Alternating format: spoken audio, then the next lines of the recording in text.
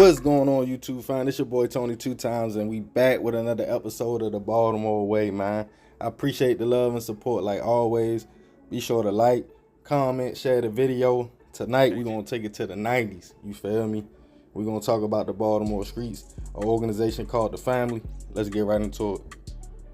Baltimore in the 90s, some would say that was the golden era in the streets.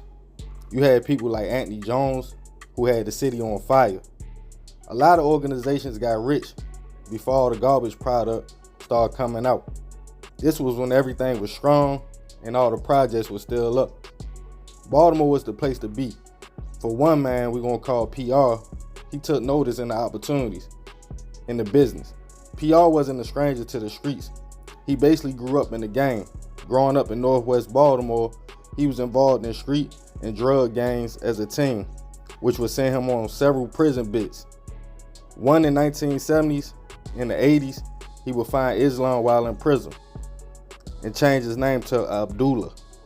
He would link up with a business partner named Corey in the 1990s, and the two would hit the streets, taking over blocks. As the team grew and more members were joining, the brand was called Strong as Steel, and the smack had the streets on fire.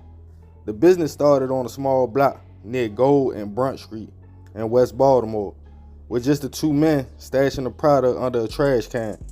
But the smack was so strong, it quickly took off as the business was building. Abdullah and Corey had one agenda: get money.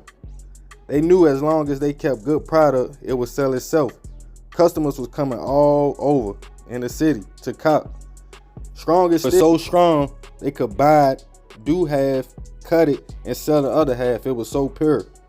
When they posted up in the streets, everybody knew exactly what block they was gonna be on, just by the line wrapped around the corner. Customers would be so excited to cop that the team would have to let off the blickies in the air just to maintain control. Pennsylvania Avenue, Drew Hill Avenue, and Division Street were just a few of the blocks the squad had. Instead of vials, the product was sold in wax paper bags. The two men were winning, setting up shops all over and having everyone play their roles. Some would regulate the crowds, some would serve, some were lookouts, money counters, some was muscle. With Corey and Abdullah calling their squad the Family, Abdullah kept himself out the way, making sure not to be seen too much or get into any hot situation. If the Family had any problems with another squad, he would go buy the blickies and drop them off to the team. Then like a ghost, he was gone. Dividing the profit was done on Polk Avenue. If the Family hit a lick or after a long day of trapping, Abdullah would split the bread, keeping the biggest part for himself and his wife. But nobody complained because they all was getting money. Corey wasn't a bum either. The two men met while doing a bit together. Corey grew up in the game as well. His father being a street guy, Corey was different though, a martial arts trainer and even taking business classes at a local college. He was focused. When the two men decided to start the operation, the plan was to get rich. The first stash house was on Etten Street by several small alleys in which the runners would come through the back with the customers at the end of the block and two lookouts on the corner.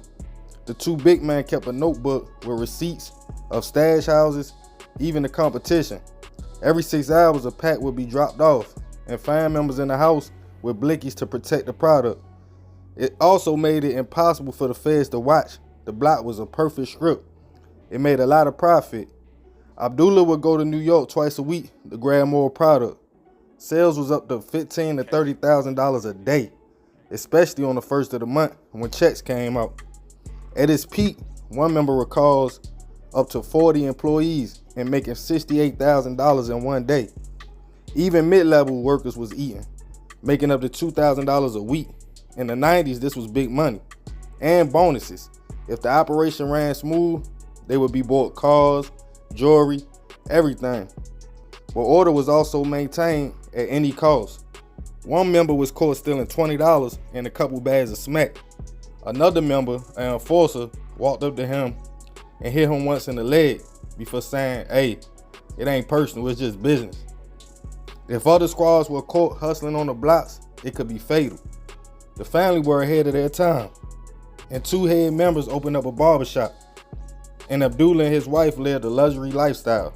townhouse out the county, luxury cars, $400 outfits, jewelry, $1,000 leather coats, you name it, they had it. Business was good. His wife spent up to $16,000 a month shopping. All the clothes she only wore once, Abdullah would then take it in trash bags and just give it away on the block. The family was booming. Too hard, the pressure was coming. Police started raiding their stash houses after tips from informants, which the family closed shop for a minute because it was too hot. The two leaders tried to focus on their barbershop, but was right back in the game within a few months. But the break hurt the organization. Some members went to other blocks, and some up-and-coming crews were in the same boat now, getting money. But Abdullah and Corey wasn't finished yet. They still had some loyal members. They used their connections and got police uniforms to rob other hustlers, to run the money back up, and more importantly, get more product. The members started hitting licks, but not just on hustlers, also on businesses as well. But one false move will bring the feds in full force. The family heard about a big-time hustler and wanted his stash. They dressed up like police and ran to his apartment. When he wasn't talked, they allegedly tortured him and allegedly assaulted a lady that was in the house. After this was reported, the feds was all on the organization. And on December 26, 1992, two rival hustlers was hit up in front of dozens of people, which made the family super hot. The two leaders tried to go legit again, but it was too late. Feds swooped in after the hits and charged the organization with almost every crime you can name. Any charge you could think of, it was over. The feds painted the family as a zero-tolerance, vicious gang that took over blocks with force and firepower. Members received different times for their roles in the organization. Strong as steel. Abdullah had enough business sense to run any company he wanted to, and Corey could have did anything he wanted to do as well once he was released from prison the first time. But the allure of the streets overrides even common sense. Both men knew it was over and it was time to get out. They even stopped twice to go legit, just to keep going back. But eventually, even the smartest run out of chances. But hey, that's the Baltimore way. Man, so as we all know, this was based out the 90s. You know, that kind of money in the 90s, that's big. You talking $30,000 a day, $15,000 a day. And I know it's real because when I talk to my pops and I talk to other people, you know, that's they era, and they tell me about the Geo Storms and the trucks. You feel me? The little Izuki trucks and the sweatsuits and everybody getting money and the block just showing love to each other. But the consequences was serious. Like, I'm not sure they might be home now because, like I said, this happened in like 91, 92. So, you know, it's 2021. So I'm sure they home, you feel me? And I'm sure if they still living or whatever. But I just felt like this was a good story, man, to bring realization to what really goes on and really happens, you feel me? But this is another episode of Baltimore Way. Be sure to like, comment, share. I'm out, fam.